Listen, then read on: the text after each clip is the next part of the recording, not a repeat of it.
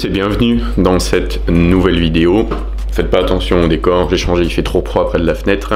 Je suis avec mon pote le petit peanut butter ici. Aujourd'hui on va reprendre la vidéo série BSS, donc le résumé de mes entraînements de la semaine plus ou moins. C'était une des séances, une des semaines les plus productives d'entraînement que j'ai eu depuis bien longtemps. Beaucoup dormi, beaucoup mangé, beaucoup progressé. Tous les entraînements que vous voyez ici, et je vais essayer de ne pas le répéter 1000 fois pendant la vidéo, mais tout ça c'est présent sur mon Patreon, sur mon groupe Patreon, sur ma page Patreon.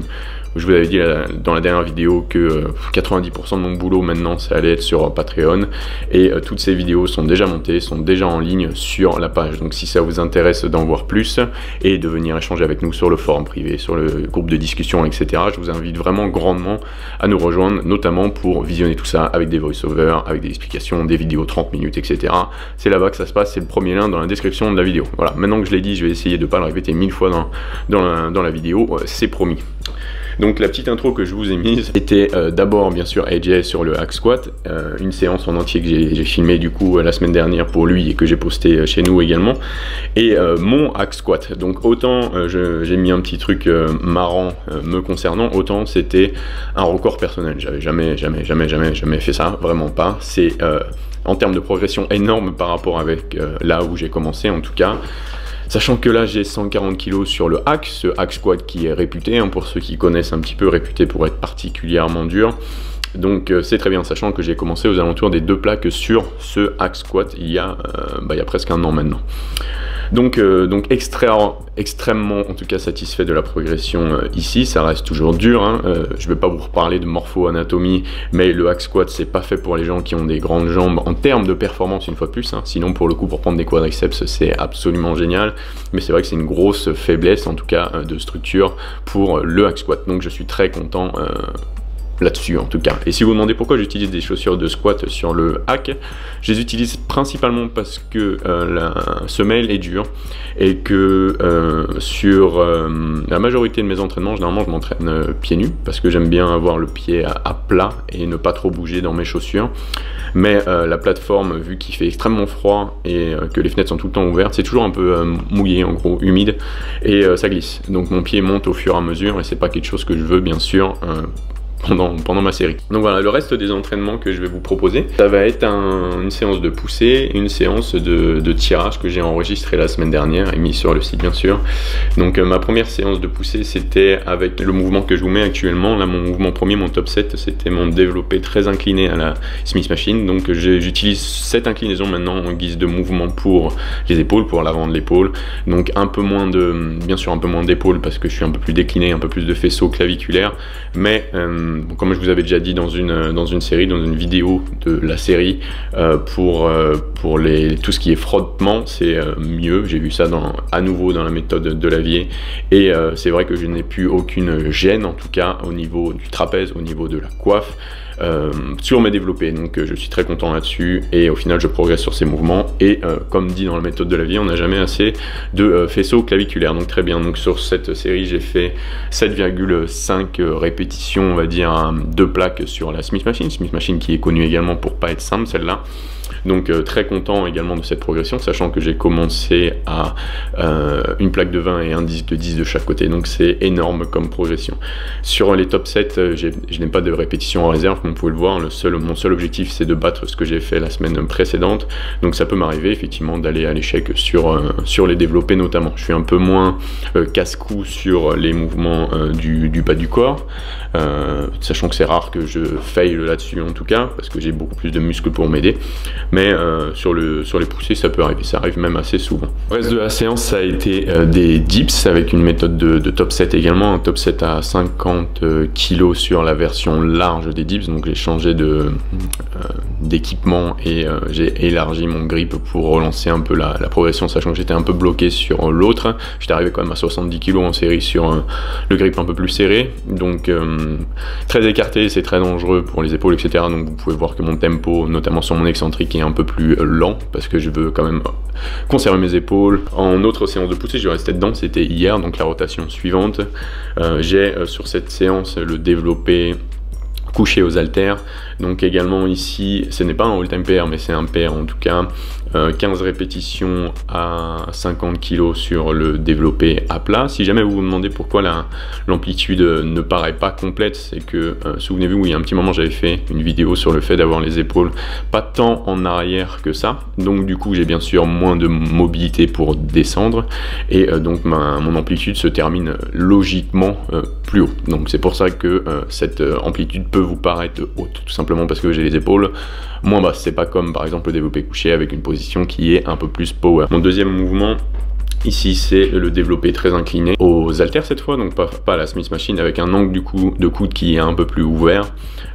Ici j'ai réalisé pareil 6 répétitions à 40 kg, et on va rester sur cette série sur cette séance pardon, parce que je l'ai également filmé pour AJ cette séance. Il en a fait une 2 jours après qu'on ait enregistré 3 jours après qu'on ait enregistré celle des jambes. Il a exactement ce mouvement, donc c'est un peu l'idée pour laquelle je suis passé à 40 kg, sachant qu'à la base j'étais plus à 35, c'est de venir batailler au final. Donc je vous mets sa série ici.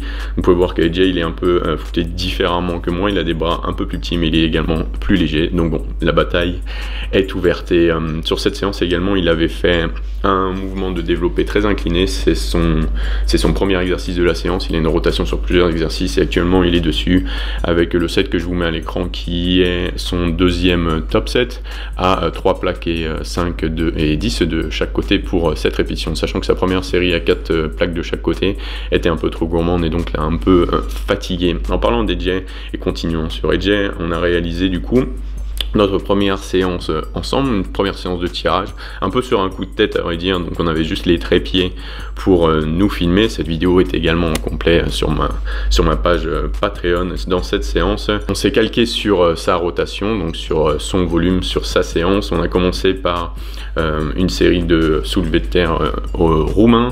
Premier top set à 190, deuxième à 170, troisième à 160, et pareil là c'était absolument la bataille, et on a enchaîné sur un volume qui est un peu plus haut que ce que j'ai l'habitude de faire, mais comme j'expliquais dans la vidéo dédiée, il sait que il faut quand même beaucoup de volume pour grossir, mais son approche est la haute intensité et le faible volume par exercice. Donc généralement il fait que, ça peut arriver sur les gros mouvements qu'il fasse que 2 séries, dont 2 top sets avec des intensités, donc une charge différente là-dessus. Donc il y a beaucoup d'exercices dans cette séance. Elle a duré très longtemps, environ 2h30, mais c'est vrai que quand on a du soulevé de terre en premier mouvement de la séance, faut pas s'attendre à ce que la séance fasse 30 minutes. Donc un super pool, des super performances, on s'est bien tiré la gueule là-dessus.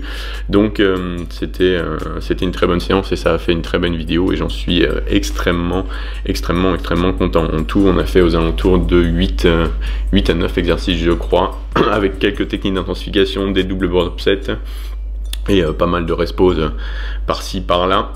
Et je crois que c'est tout ce que j'ai à vous proposer pour cette semaine, ce qui est déjà pas mal. En termes de physique, j'ai fait il y a quelques jours un mini physique update à la fin de ma séance de poussée, donc celle dont je vous ai parlé dans la vidéo. Donc je vous mets les clips à l'écran là maintenant. Je suis actuellement à 86 kg, je mange bien effectivement, mais c'est vrai que je pourrais être encore un peu, je pense, plus gras pour potentiellement être un peu plus performant à l'entraînement. Donc il faudrait que j'augmente encore un peu mes calories, sachant que je suis actuellement aux alentours de 3250 à 3500 par jour. Donc il faudrait peut-être que je monte un peu ou que je descende ma dépense, sachant qu'elle est déjà faible. Je pense que je vais juste augmenter les calories, comme on peut le voir sur le physique update, vous le savez, enfin du haut du corps, j'ai pas pu enlever le pantalon ici parce que j'étais au milieu de la salle.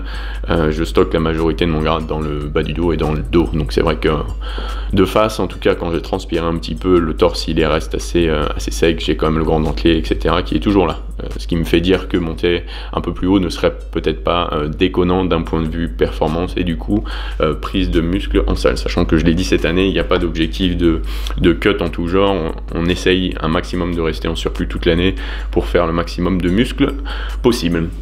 Et voilà les gars, c'est tout ce que j'avais à vous proposer pour aujourd'hui, ce qui est déjà pas mal de contenu en tout cas. J'ai beaucoup filmé cette semaine, la caméra a bien chauffé, donc beaucoup de vidéos, je suis très content là-dessus. Si jamais vous avez des questions sur les entraînements que je vous ai proposés aujourd'hui, allez-y dans la section commentaires bien sûr. J'espère que votre entraînement se passe tout aussi bien que le mien. J'espère que vous récupérez bien et que tout ce qu'on a mis en place depuis pas mal d'années sur la chaîne vous permet toujours autant de progresser. Donc merci à tous les gars et les nanas pardon, et on se voit probablement la semaine prochaine ou alors sur Patreon si vous nous rejoignez dans la prochaine vidéo. Peace out.